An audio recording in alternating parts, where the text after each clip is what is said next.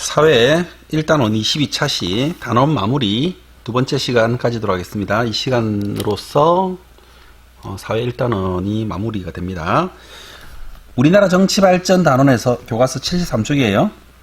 단원에서 배운 내용을 그림과 같이 그림이나 생각 그물로 정리해 봅시다 라고 되어 있죠. 이거는 사실 이쪽 그 73쪽의 영역은 개인적인 격차나 개인적인 능력이 가장 많이 발현되는 것입니다. 단순히 무슨 문제를 풀고 이해하고 그리고 골라내는 그런 영역이 아닌 거예요. 그래서 선생님이 요 입구까지는 조언해 줄 수 있는데 그 뒤부터는 스스로 해야 된다라고 하는 점이 있습니다. 그럼 이게 뭔지를 보겠어요. 예시 보면 뭐라고 줬냐면 점심시간 운동장 사용 문제라고 되어 있죠. 이 예시를 정치라고 하는 것에서 되어 있고, 이 정치를 생각의 그물로 바꿉니다. 그럼 이제 예시는 점심시간에 운동장 사용에 대한 문제를 이렇게 여러 가지 이렇게 얘기를 했는데, 이것은 결국 뭘 설명하고자 하는 거냐면, 이 회의하는 그 자체를 설명하는 게 아니고요. 이것을 통해서 우리가 이제 배운 내용하고 이것을 이제 연결해 보는 거예요. 그러니까 실제 생활하고 우리가 배웠던 이런 의미들이 어떻게 연결되는지를 보는 겁니다.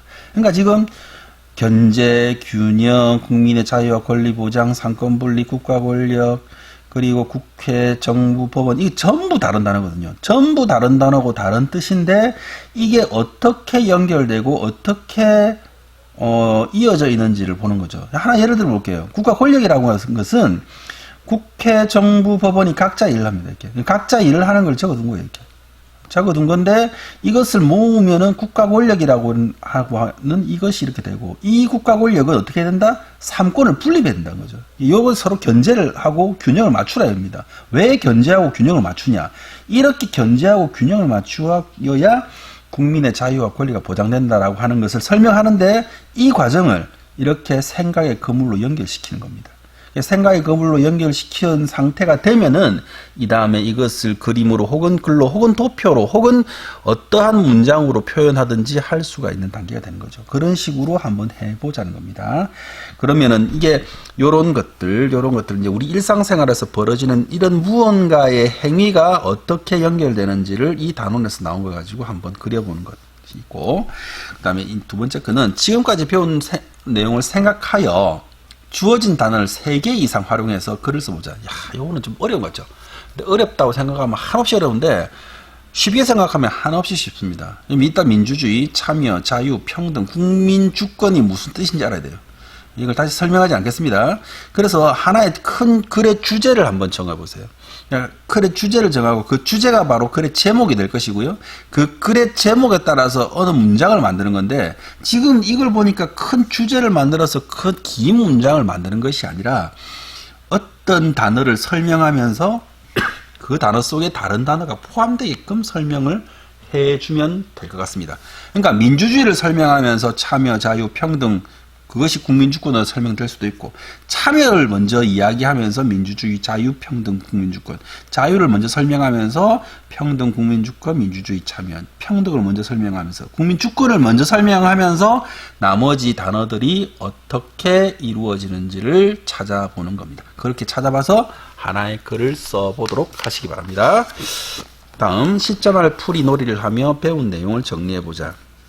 그래서 여기 있는 가로 열쇠와 이 세로 열쇠를 읽어보는 겁니다. 시점을 풀이라는 게 별거 아니죠. 그래서 여기 1번에 해당되는 게 어딥니까? 1번 여기 하나, 둘, 셋, 네자로 되어 있는데 이건 가로의 문제입니다.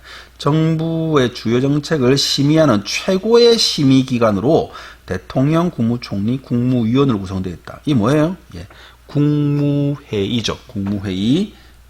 만약에 이걸 잘 모르겠다면 다시 앞으로 돌려가지고 이 부분을 찾으면 됩니다. 모르면 앞에서 찾아도 그 학습의 차이는 별로 없어요.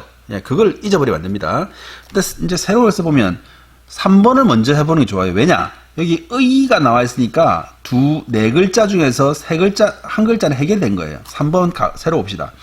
모든 국민이 나라의 주인으로서 권리를 가지고 그 권리는 자유롭고 평등하게 행사하는 정치 제도를 무엇이라는가? 예, 민주주의죠. 그러면 세로로 이렇게 풀었으면 그 다음에 다음 건 어디 시작하면 될까요? 그렇죠. 여기에 민자가 들어가 있으니까 하나, 둘, 셋, 네 개의 단어, 네 개의 글자 중에서 한자가 해결된 2번의 가로를 푸는 것이 좋습니다. 국민의 주인된 권리가 국민에게 있다는 민주정치의 원리. 국민의 주인된 권리가 국민에게 있다는 민주정치는 뭐라고 부른다고요? 국민 주권이라고 부르죠. 그럼 마지막으로 4번의 세로를 푸는 것이 좋겠네요. 국가 권력을 국회, 정부, 법원이 나누어 가지고 서로 감시하는 민주정치의 원리가 무엇이냐? 3권 분립이 되겠죠. 그리고 1번의 가로. 요거 남았으니까 풀어봅시다. 1번의 가로는 국회의원이 나라의 중요한 일을 논하는 곳, 결정하는 곳은 무엇이라는가? 국회가 되겠죠. 이런 식으로 어느 하나를 풀고 그 남은 것을 푸는 것이 바로 십자말 놀이가 되겠습니다. 그리고 75쪽 한번 보도록 하겠습니다. 75쪽은 뭘 풀었어요? 우리나라의 투표율의 변화를 보고 친구들과 이야기를 나눠보자. 사실 있잖아요. 이 75쪽의 내용이 상당히 중요합니다. 이게 국어에서도 나오고 그 다음에 비슷하게 과학에서도 나와요. 과학에서는 물론 과학적인 지표를 가지고 설명하겠지만 지표를 가지고 설명하든 혹은 다른 문장을 가지고 설명하든 이렇게 도표를 가지고 설명하든 이 하나의 자료를 가지고 그것을 다른 형태로 가공하는 능력을 우리는 발산적인 사고라고 부르는데 이것은 정말 공부를 내가 얼마나 충실하게 했고 그것을 실제 생활에 활용할 수 있는지를 알아볼 수 있는 거예요. 그러니까 봅시다. 제목을 봐요. 우리나라 대통령, 국회의원 선거의 투표율의 변화. 그러니까 투표를 얼마나 했는지 보는 거예요. 13대 때 대통령 선거를 말하는 거예요. 대통령 그 다음에 국회의원 13, 14, 15, 16, 17, 18, 19, 20 이렇게 돼 있죠. 투표율이 올라갈 때도 있고 내려갈 때도 있고 대통령 선거하고 국회의원 선거 중에 어떤 선거가 더 높았는지를 보는 거예요. 봅시다. 보면은 어떤 선거가 더 높았을까요? 예, 대통령 선거가 한 번 더 높습니다. 네. 보통은 대통령 선거가 더 높아요. 예. 그 다음에 우리나라 투표율의 특징 보자. 뭡니까? 대부분 투표율 보면은 80%를 보세요. 80% 넘는 게 별로 없습니다. 초반에 88년부터 여기는 투표율이 80%가 넘고 점점 투표율이 낮아지는 경향을 가집니다. 투표율이 조금 낮아지는 경향을 가지고 물론 17대 때 대통령 선거 투표율이 가장 낮았고 그 뒤로 높아지긴 했지만 투표율이 점점 낮아지는 겁니다. 특히 이제 국회의원 선거는 18대 때가 가장 낮았죠. 그래도 다행스러운 것은 조금씩 이렇게 투표율 자체가 올라간다고 봅니다. 이번에 21대 국회의원 선거는 이거보다 좀 더 높은 걸로 알고 있습니다. 그리고 낮은 투표율이 우리나라 정치 발전에 어떤 영향을 미치는가?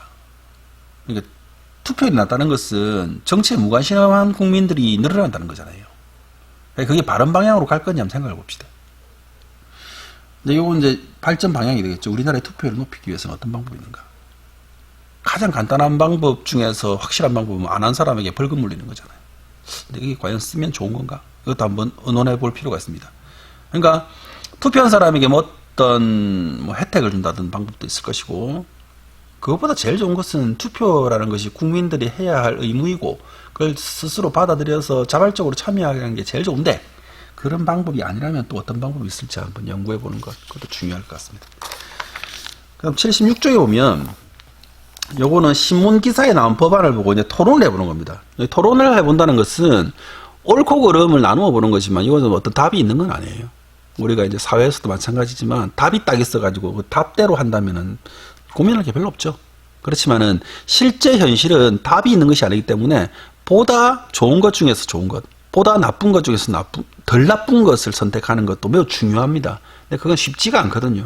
그래서 그걸 하려면 직접 그 문제 상황에 파고 들어봐야 됩니다. 오스트레일리아 투표 안 하면 벌금에서 구속까지. 그러니까 이거는 아까 마찬가지죠. 오스트레일리아 정부는 투표율을 높이려고 1925년부터 의무투표제를 실시하고 있는데 이 제도는 국민의 자유투표의지를 훼손한다는 비판을 받기도 했지만 국민의 대표를 선출하는 중요한 투표에서 투표율을 올리는 최선의 방법으로 평가받고 있다.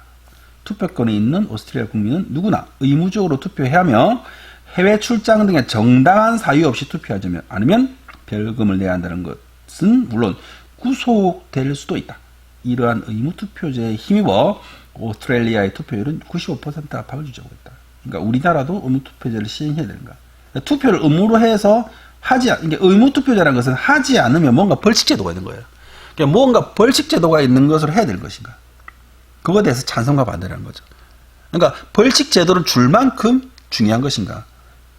아니면 벌칙 제도까지는 필요 없이 우리가 다른 방법으로서 이걸 해야 되는가. 그러니까 기본 전제가 투표를 해야 된다라고 하는 것에서는 이견 다른 뜻은 없는 거예요. 근데 그것을 의무적으로 해야 되는가 아니면 자율적으로 할 수 있는 방법 혹은 뭔가 혜택을 주어서 인센티브를 주는 방법으로 해결할 수 없을까에 대한 대립입니다. 그래서 그것에 대한 찬성과 반대를 해보는 것이고, 그래서 이것에 대한 결과를 나온 것으로 우리가 이 77쪽의 포스터를 만들어도 되는데, 우리나라 정치 발전에서 투표율이 높이고, 그렇죠? 올바른 선거 문화를 만들기 위한 홍보물을 만드는 것으로서 이번 단원을 마치도록 합니다. 그래서 여러분들이 사회, 일단은 민주주의에 대해서 배운 것은 정말 정말 이 획기적인 교과서를 배운 겁니다. 우리나라 정치 발전에 대해서 일단으로 배운 것은 선생님 개인적으로 여러분들과 함께 좋은 시간을 보냈지 않는가라고 생각이 듭니다. 예, 이때까지 22차 시 단원 마무리 두 번째 시간까지 마치도록 하겠습니다. 수고하셨습니다.